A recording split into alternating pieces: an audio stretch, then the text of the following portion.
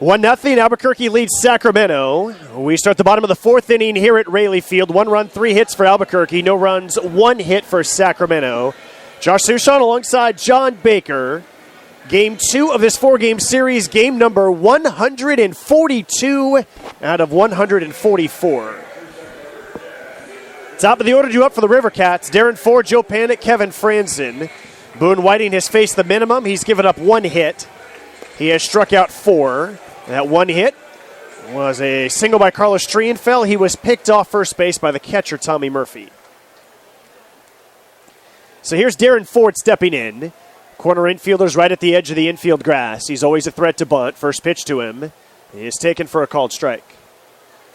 You know, as a former catcher, I always watch catching when I start to watch the games, and I'm pretty impressed by Murphy. What do you look for in terms of the setup for the catcher? Here's the 0-1. And that missed outside. I look for not a lot of movement, to be honest, at first. You know, a guy that gets into a comfortable position, the target's at the bottom of the strike zone. When the ball comes to him, everything seems to look like it's thrown kind of in his general area as opposed to spinning and stabbing and punching. And I think you see that here. Here's the 1-1. Breaking ball misses up and in. 2-1. Seems to be a larger guy, too. I can't tell how big he is from where I'm sitting, but looking at him move around, he gets into that good position where his target is below the strike zone, which is something that I always preach. Put the target below the zone, because if you miss there, there's less of a chance of getting hurt with any pitch. Now the 2-1 fouled off over the screen, 2-2. And easier said than done for Murphy. He's 6'1", 220. And he's a big guy. And sometimes the weights, you know, they write down your weight when you get drafted and then they never change it. No, yeah. So he might be more than 220 by now. Probably. I'm sure the Rockies have a strength and conditioning program, and I doubt that he's the same weight he was when he was drafted. Now the 2-2 from Whiting. And that is low for a ball. It's now 3-2. But he moves around like an athlete, and I think that it's kind of the trend that we're seeing. You know, Buster Posey's a good athlete. Russell Martin's a great athlete. You know, Yadier Molina is a little bit more old school in that he's not the most explosive player, right? But he's that kind of durable rock that plays every day.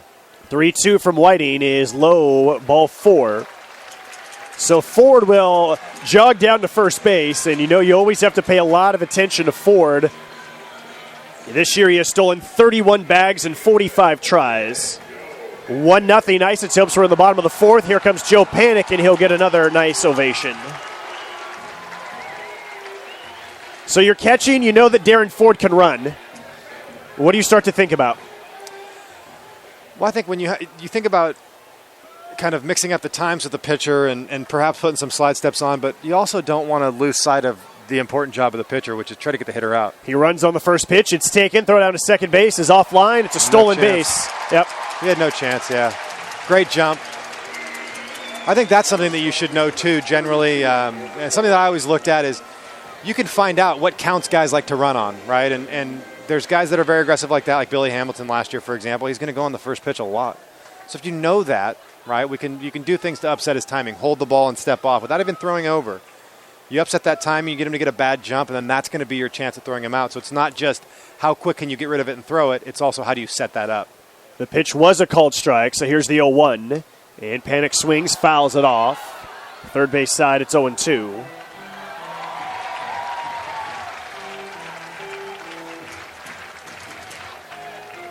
Panik grounded out to short in his first at-bat. That was in the first inning. Well, now we're in the fourth. Infield plays him to pull. The shortstop Story not quite on the right field side, but close to it. A long pause by Whiting. 2 looks at second. Now he comes home. The 0-2 is high for ball 1.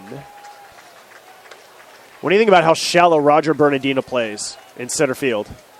I remember it from when he was in Washington. You better be able to run. It's real shallow. But I think that kind of in this situation, knowing the count, you got 2 strikes and leverage count, play in. I mean, you're leveraging not hard contact. The 2-2 that misses low and outside, ball 3. I think it's a smart risk to take, honestly, in this situation. Now, if you have a bigger power hitter up there and nobody on base, then you get back a little bit closer to the wall. But even for a shallow center fielder, to me, that seems very shallow. I would think this ballpark is a factor, too. Yeah. The ball's not going to carry here the way it does in Albuquerque. He doesn't play that shallow in Albuquerque. Here's the 2-2 pitch. Line drive, caught by Story. Back to second base goes Ford, so the shift works. He was playing perfectly for that liner up the middle. That's the first out here in the bottom of the fourth inning. 1-0 Isotopes. And that'll bring Kevin Franson to the plate. Yeah, I think that kind of the climate in this ballpark especially, it's tough. In my time playing here, I did not see a lot of balls get hit out to dead center field. It's kind of reminded me of, I don't know what the numbers are, but it's not as big as Tacoma, but sometimes it felt like that here. A pretty true offensive ballpark in Sacramento. Franson's a right-handed batter. Grounded to short his first at bat. Whiting now steps off. He might have not been 100% ready for that pitch, and now he wants to talk it over to catcher Murphy. And this is something I like to see, too, especially with younger players. Something that is kind of harder to do for younger catchers is when there's some confusion, a lot of times guys just want to put signs down. Okay, no, we got to throw fastballs, what we talked about doing. But instead, when there is any confusion like that for your pitcher, the best thing you can do is run out there right away. You get out there and you say, hey, what do you want to throw? Let's talk about it so that he's comfortable because, like I said, when they're comfortable, they have the best chance of executing what they want to do. So now Whiting, comfortable, ready, delivers. Called strike on the outside corner. It's 0-1. A lot of times it's just a disagreement sometimes, right? Like you're not even thinking as a catcher of maybe his third pitch, like it's a slider. And you call fastball, you call curveball, you call changeup, and you're not thinking that that's what he's thinking. It's kind of where you go out, I was just thinking I wanted to throw a slider. Okay, let's throw it right now. Regardless of the scouting report, that's in your mind. We need to do it. Now the 0-1. And the miss is near his back foot. It evens the count at 1-1 to Kevin Franson, hitting third tonight for the River Cats.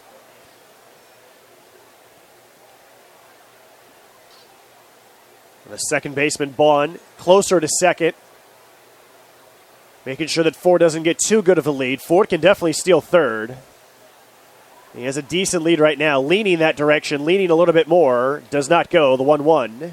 And that's a called strike on the outside corner, 1-2. The other thing they could have been talking about at the meeting, too, is changing the signs. I think sometimes when you have a base stealer on second base, and some of the good ones that I've played against would try to figure out when they thought it was going to be an off-speed pitch, and not so much to try to relay it to the hitter, but to try to pick the right pitch for them to run on. And Ford is running. The 1-2 pitch is in the dirt for a ball. Throw down to third is not in time. Ball was in the dirt, and Analyst Nina fortunate that he was able to catch that ball. That nearly went down the line, which would have led to another run.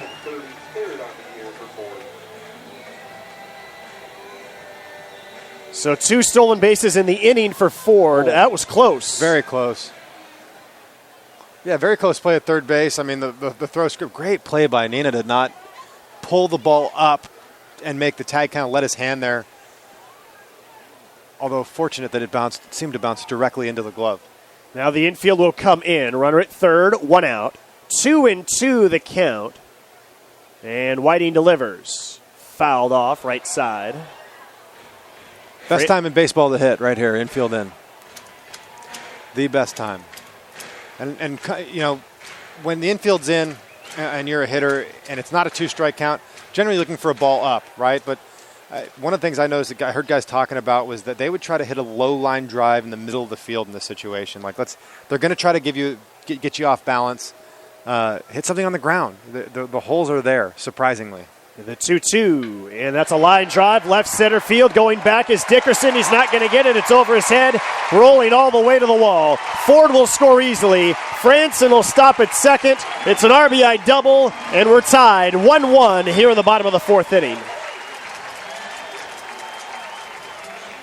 Yeah, trying to come in with a fastball right there, and he left it out over the plate. I think that whenever you watch highlights, generally, one of the things that you rarely see is a guy hit a home run or an extra base hit and the catcher's glove not move.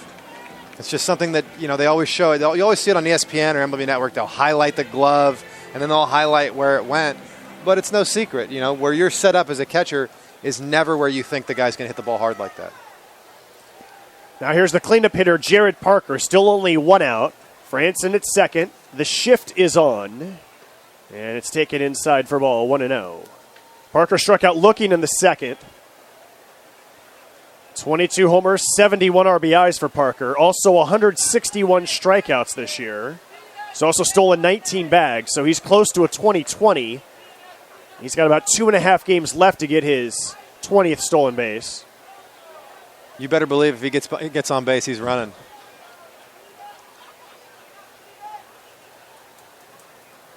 Whiting the set at the letters, comes home. The 1-0, that is popped up. The catcher Murphy at first didn't see it, now he does. Tosses the mask aside, a two-handed catch next to the RC that's painted in behind home plate. Textbook. And there's 2 away.